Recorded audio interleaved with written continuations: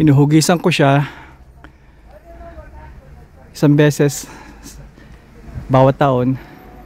Hinuhugisan ko siya taon-taon. At ito, nagbabago ng kulay niya mula berde, nagkukulay violeta na siya. Ang ganda niya, no? Ito ang kagandahan ng fall. Nakita nyo yung ibang kulay ng mga nakagis na mga halaman at punong kahoy. Sensitibo na rin siya sa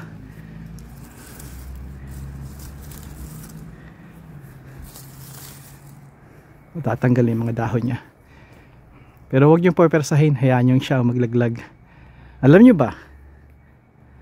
ba na ang kala ng mga tao, ang snow, ulan at lamig ang nagtatanggal ng dahon niya. Hindi, kaibigan. Ang mismong ang halaman, ang punong kahoy, ang bush, ang mga halaman ang nagtatanggal ng sarili niyang dahon.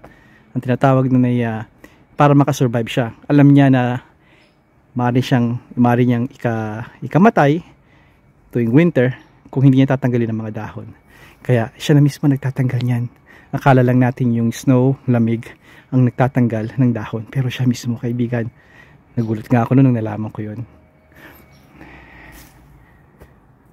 Dahil kung iiwan niya to, kung ikikip niya ang mga dahon niya, mapupuno to ng yellow at snow, at ito ay kababali ng kanyang sanga or mismong trunk kung punong kahoy. Kaya alam ng halaman, nakaka-adapt sila, di ba? Parang tayo, kahit saan tayo pumunta, kahit anong bansa, nakaka-adapt tayo. Init, lamig, minsan gulo. Hanggang sa muli, kaibigan, padayon.